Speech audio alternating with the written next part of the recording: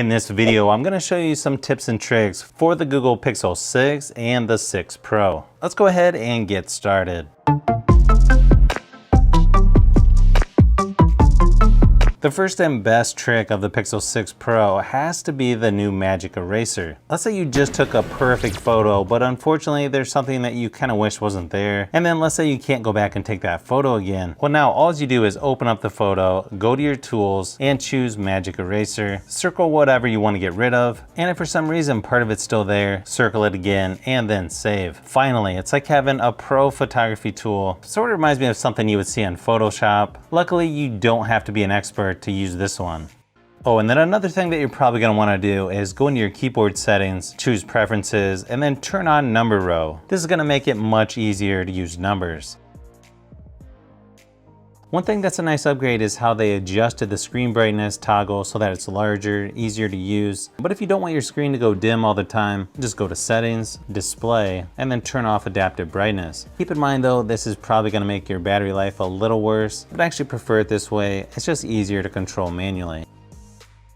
Another thing you can adjust while in the display settings is now that it's a 120 Hz refresh rate, you can choose smooth display, which raises it from 60 to 120 in some cases to get that buttery smooth action that apparently some people have to have, but then others don't really notice much of a difference. Also keep in mind, this will use more battery life as well. For the Pixel 6 Pro here, we got the Google Tensor chip, 12 gigs of RAM. We're going to start off with Fortnite here. So no 60 FPS option for Fortnite, it's just 30 FPS here.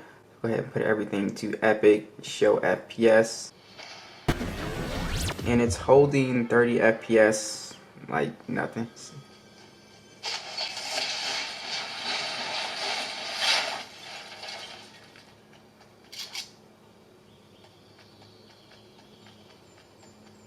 So far this is holding 30 FPS like nothing. It is extremely smooth.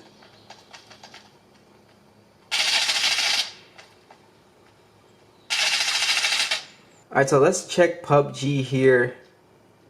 And it looks like, yeah, it's not optimized yet for PubG at all.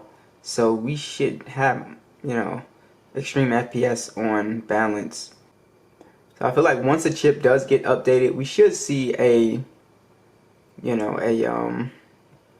60 FPS. Fortnite staying pretty cool actually.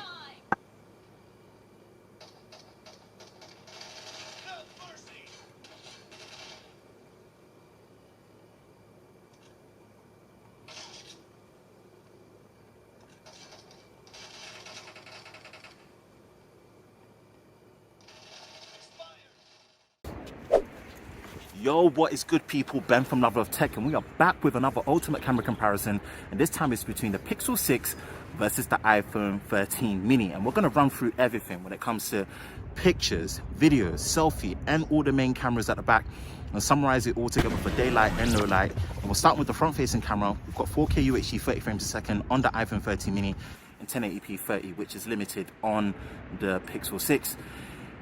Let's get into the main camera specs and we'll come back into the main camera comparison.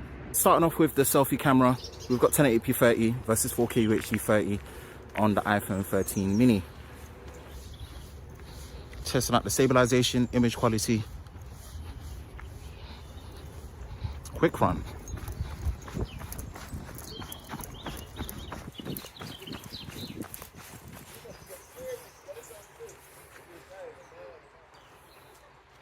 Now we're on 4K UHD 60 frames a second versus 1080p 30. Now, there doesn't seem to be an option to even put 1080p 60 on the selfie on the Pixel 6, so just bear that in mind. Hopefully that gets updated, but I'm not entirely too sure. And only slight downside is when you're in 4K 60, on the iPhone you do lose a bit of dynamic range, so you can see the highlights are blown out a bit. So let's take a little walk. Now we're in the 4K UHD 30 frames a second on the rear cameras. Again, both these do not have optical sensors or optical lenses for zoom. It's just the standard wide and the ultra wide. Today we're going to be testing the Pixel 6 against the OnePlus 9. Which one do you think is going to win?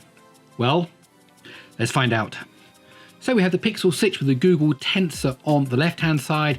We have the OnePlus 9 with the Snapdragon 888 on the right-hand side. Some big differences between these processors. First of all, in the Tensor, you've got 2 Cortex-X1 cores, only 1 Cortex-X1 core in the Snapdragon 888. But of course, you've got those Cortex-A76 cores in the Google Tensor, whereas you've got Cortex-A78 cores in the Snapdragon 888. And then a big difference in the GPU, we've got the Mali G78 on the left, and we've got the Adreno 660 on the right. And already we can see that the Snapdragon has pulled into the lead. It was the first there into the 16-thread test.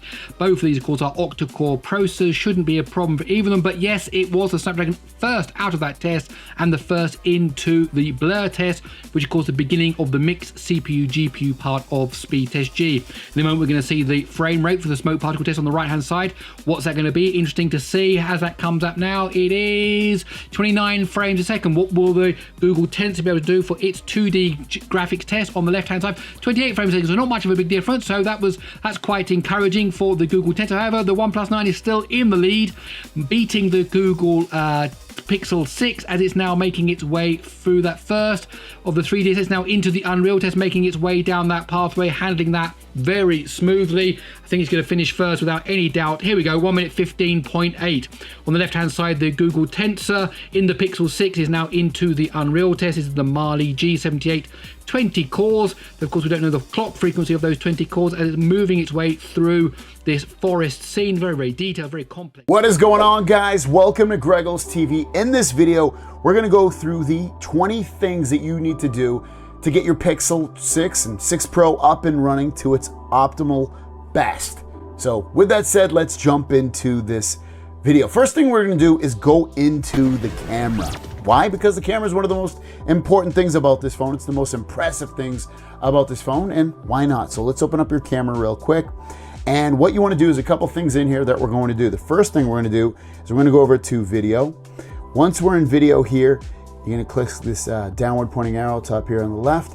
You want this where it says resolution, set it to 4K. You want 4K because you want 4K video across the board. 4K is the highest resolution this does, and it looks the best. And just think, over time, you're going to want to see your videos and photos and everything like that look better and better. So make sure that you do that, turn that on to 4K. And the next thing you want to do is press and hold on a blank spot in your home screen and go into home settings. Now, a lot of this stuff, again, should already be turned on. If it's not, I would recommend setting it the way I have it. Notifications on, at a glance on, and actually on at a glance, you want all this stuff turned on as well. I would recommend it. It's basically going to show you anything that you have coming up in your emails and things like that, calendar events, stuff like that. All this stuff will show up right here at the top if you have anything coming up. Press and hold there and go to wallpaper and style. This is where you can easily change your wallpaper to either something that they have or something that you like. But what's cool about here is I would recommend doing this, not only dark theme because you're going to get better battery life, but it's also easier on your eyes. So it makes all these backgrounds black and like all this stuff kind of black, easier on your eyes, like I said.